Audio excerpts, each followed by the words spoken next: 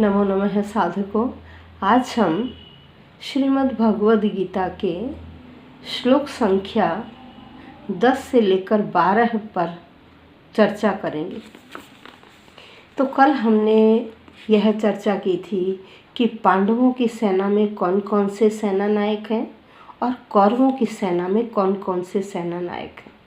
ये दुर्योधन बता रहे हैं और जो युद्ध भूमि में वर्णन चल रहा था वह सारा दृश्य संजय राजा धृतराष्ट्र को बता रहे थे। अब देखिए आगे क्या बताते हैं इस श्लोक में। श्लोक संख्या 10 है, अपर्याप्तम तदस्माकं बलम भीष्माभिरक्षितं पर्याप्तम त्वदमेतेषां बलम भीमाभिरक्षितं। सबसे पहले मैं एक एक शब्द का अर्थ करेंगे और फिर हम इसका व्याख्या। अपर्याप्तम, अपर्याप्तम का मतलब है असीमित, अपरिमेय, जिसकी सीमा ही नहीं है। तो अपर्याप्तम अपरिमित, असीमित, तत् वह, अस्माकम हमारा या हमारी, बलम शक्ति, बलम शक्ति, भीष्माभि भीष्म पितामह के द्वारा, अरक्षितम भली भांति रक्षित है, संरक्षित है, सुरक्षित है। फिर पर्याप्तम सीमित, पर्याप्तम सीमित, तो इदम यह एतेषाम पांडवों की, बलम शक्ति, भीमाभि भीम के द्वारा, अरक्षितम भली भांति सुरक्षित है। इस श्लोक में दुर्योधन बता रहे हैं कि हमारी सेना किसके द्वारा संरक्षित है या हमारी सेना का मुख्य सेनापति कौन है और पांडवों की सेना का मुख्य सेनापति कौन है, यह इस श्लोक में बताया।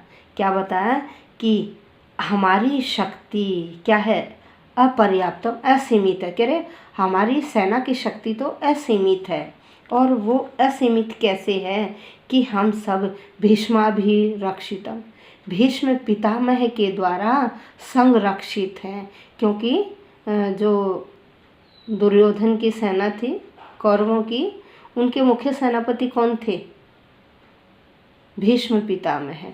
तो इसलिए दुर्योधन कहता है कि देखिए हम तो संरक्षित हैं, हम तो अच्छी तरह से सुरक्षित हैं, क्योंकि हमारे सेना नायक कौन हैं, भीष्म पितामह हैं। और फिर कौरवों पांडवों की सेना के बारे में बताते हैं कि अपर्याप्तम, उनकी तो शक्ति क्या है, अपर्याप्त है, केवल सीमित है। कि हमारी तो सेना की शक्ति अपर्याप्त, असीमित है और उनकी सेना की शक्ति सीमित है। और उनका सेना नायक कौन है, भीमाभिरक्षितम, पांडवों की सेना का सेनापति कौन है, भीम है। वो भीम के द्वारा संरक्षित है और उनकी शक्ति क्या है, पर्याप्त, केवल सीमित है। तो यहाँ दुर्योधन तुलना कर रहे हैं कि हमारे सेना नायक तो बहुत बलशाली हैं और पांडवों के सेना नायक इतने बलशाली नहीं हैं। देखिए दुर्योधन बचपन से ही भीष्म से ईर्ष्या करते थे, हमेशा वह भीष्म से ईर्ष्या करते थे, भीष्म को नीचा दिखाने की कोशिश करते थे। और उन्हें इतना पता था कि भीष्म बहुत, जो भीम है ना वो बहुत बलशाली है, भीम बहुत बलशाली है। इतना पता था कि असल में मेरी मृत्यु जब भी होगी वो किसके हाथों होगी, भीम के ही हाथों होगी, इतना उन्हें पता था। इसलिए वह हमेशा शुरू से ही भीम से ईर्ष्या करते थे। तो इसलिए यहाँ कह रहे कि उनकी शक्ति तो सीमित है और हमारी तो असीमित शक्ति है, इसलिए हम तो उनसे हार नहीं सकते। अब आइए नेक्स्ट पर, अयनेषु च सर्वेषु यथा भागम अवस्थिताः भीष्मेवाभिरक्षन्तु भवन्तः सर्व एव ही।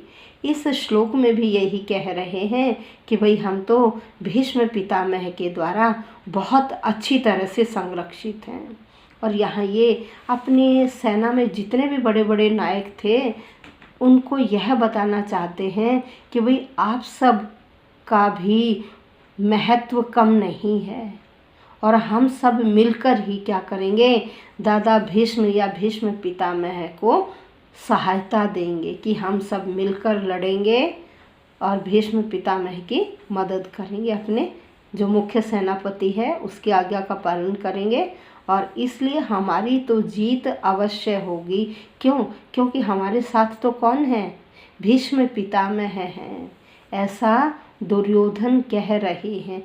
और यह सारा वर्णन संजय धृतराष्ट्र को अपने दिव्य चक्षुओं से देखते हुए बता रहे हैं। अयनेषु, अयनेषु का मतलब है मोर्चों पर, अयनेषु का मतलब है मोर्चों पर, च और, सर्वेषु चारों ओर, सर्वत्र चारों ओर, कहते चारों ओर मोर्चों पर क्या है, यथा भागम, सब अपने अपने स्थान पर, यथा भागम अपने अपने स्थान पर, अवस्थिताः उपस्थित रहिए, सभी को कहता है कि आप सभी अपने अपने स्थान पर अडिग रहिए, जहाँ जहाँ जिसको जो स्थान दिया गया है आप अपने स्थान पर अडिग रहिए। भीष्मेवाभिरक्षन्तु, क्या कह रहे हैं, भीष्मेवाभि, भीष्म हमें भीष्म पितामह एव की ही, हमें भीष्म पितामह की ही अभिरक्षन्तु रक्षा करनी चाहिए, सहायता करनी चाहिए, हमें भीष्म पितामह की सहायता करनी चाहिए। भवन्तः आप सबको, दुर्योधन यहाँ कह रहे हैं कि आप सबको भीष्म पितामह की सहायता करनी चाहिए। सर्व एव ही, सर्व एव ही सबको ही कि हम सबको ही जो भी जहाँ है जिसको जो स्थान दिया गया है उस स्थान पर उपस्थित रहते हुए ही भीष्म पितामह की पूरी सहायता करनी चाहिए। अर्थात जैसा वो हमें आदेश दें हमें उस आदेश का पालन करना चाहिए, तभी हमारी विजय होगी। ठीक है, अब चलते हैं श्लोक संख्या 12 पर। तस्य संजनयन हर्षम कुरु वृद्धः पितामह सिंहनादम विनद्योच्चै शंखम दधमौ प्रतापवान। अब यहाँ क्या है भाई, कोई भी जब कार्य शुरू होता है या युद्ध भूमि में युद्ध शुरू होने से पहले शंखनाद किया जाता है। तो अब यहाँ बताया जा रहा है कि भीष्म पितामह ने बड़े ऊंचे स्वर से शंखनाद किया, ऊंची आवाज में। तस्य उसका, संजयन, संजनयन, संजनयन, संजनयन का मतलब है बढ़ाते हुए, हर्षम खुशी को, उसकी खुशी को बढ़ाते हुए, किसकी खुशी को बढ़ाते हुए, दुर्योधन की, दुर्योधन की खुशी को बढ़ाते हुए।